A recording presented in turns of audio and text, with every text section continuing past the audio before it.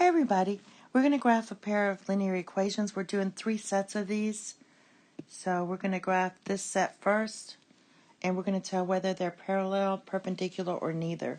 And the way we do this part is by looking at their slopes. And these are all in standard form.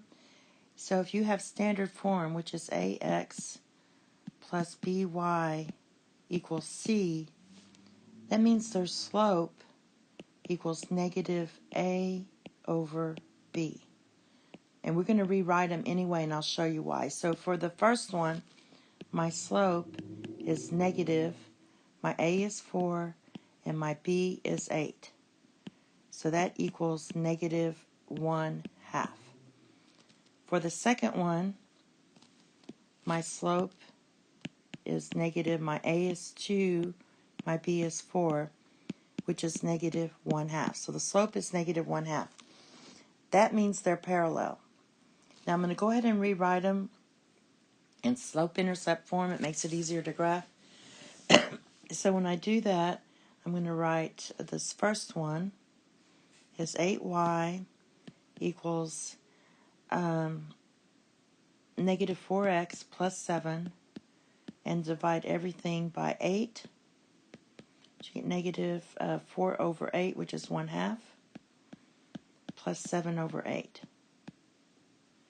All right, and the second one, just rewrite it. You get 4y equals negative 2x plus 9.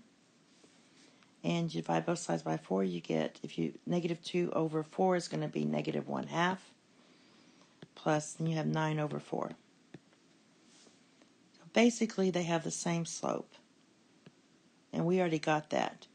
But do you see how much easier it was just to do the negative a over b? And you want to know this for your SAT. So we're going to graph these. I need to write them down real quick. So we have y equals negative 1/2 x plus 7/8. Here by writing them down, so we have y equals negative 1/2 x plus 7/8. I'll do that one first.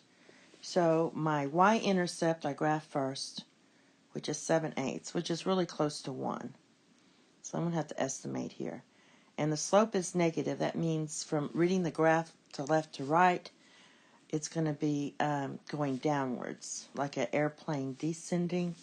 So we're going to go up 1 over 2. And I also like to go down 1 over 2. So rise over run. So I graph that. And I do this like this because it's hard to graph this way. I'm right-handed. That's supposed to be a straight line. Let me see if I can make it straighter. There's my straight line. Okay. The other one, I should have did it in green too, so I'll just do it right in green. The other one was y equals negative 1/2 x plus 9/4. Now 9/4 is a little bigger than 2, so I'm going to go a little bigger than 2 and do the same slope. So I go up 1 over 2 and down 1 over 2. And these should be parallel lines. So I'm going to try to do this. Anyway, they're supposed to be parallel lines. It'd been nice if they had a better y-intercept, right? All right, so the next one is this one. I'm going to do the same thing. I'm going to do negative a over b. So that's going to be negative 4 over negative 2. 2 negatives make a positive, so that equals 2. And I'm going to also do this one, the second one. So that's going to be negative 2 over negative 4. So 2 negatives make a positive, so that's just 1/2. These are not parallel because they have to be the same slope. They're not perpendicular because they have to be negative reciprocals. They are reciprocals, but the signs have to be different. So let's go ahead and rewrite these. We have 2y, negative 2y equals negative 4x plus 13. Again, with the weird y-intercept. So divide everything by negative 2. And you get y equals 2x minus 13/2. And the other one, we're going to do that one, would be negative 4y equals negative 2x plus 11. And divide everything by negative 4, so you get y equals 1/2 x minus 11 over 4. So there's your two equations. You can see. Okay, so here are my two equations, and we're going to graph those. And it's going to be hard a little bit with the y-intercepts. So for the first one, and basically they're neither parallel nor perpendicular, my y-intercept is very close to 6, because 13 over 2 is 6 and 1/2. So we're going to go down because it's negative, so negative 6 and 1/2. 1, 2, it's supposed to be in red. 1, 2, 3, 4, 5, 6 and a half. And then my slope is 2 over 1. So from here we go up 2 over 1. Since I'm so far down, I'm going to do it again. Up 2 over 1. And then you just draw that line. So there it is, something like that. And for the purple one, this number here is very close to negative 3, so but not quite, because negative 12 over 4 would be negative 3. So 1, 2, 3, but not quite. And my slope is 1/2, so I'm going to go up 1 over 2. And it's a little up. All right. You only need 2 points to make a line, so I think I'm just going to stick with that. And I just graphed them like that. There's my two lines. You can see they're not perpendicular and they're not parallel. Okay, the last set we have is this one. I'm going to go ahead and just solve for y on this because the way it's set up, I'm not going to do the negative a over b. So we get y equals 4x minus 3.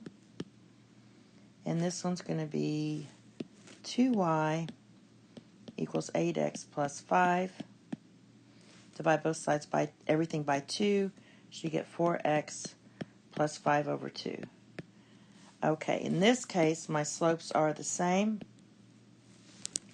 So we have 4x minus 3 and plus 5/2. And we'll graph these. So that means they're parallel.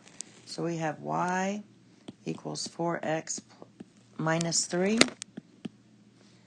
and y equals 4x plus 5/2.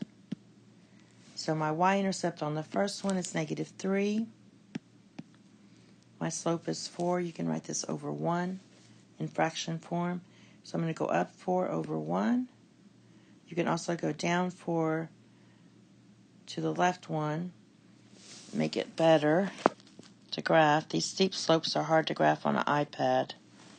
But anyway, so that would be the first one. And the second one, y-intercept is 2.5. So you go up 2.5. And from here, we're going to go up 4. This is 4 over 1 again.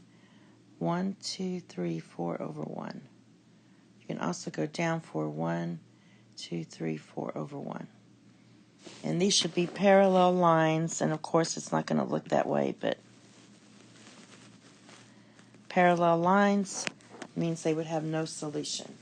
And that's all. Thank you. Have a nice day. Bye-bye. Class, Miss Shaw's class. Boy, I love math. Miss Shaw's class, Miss Shaw's class.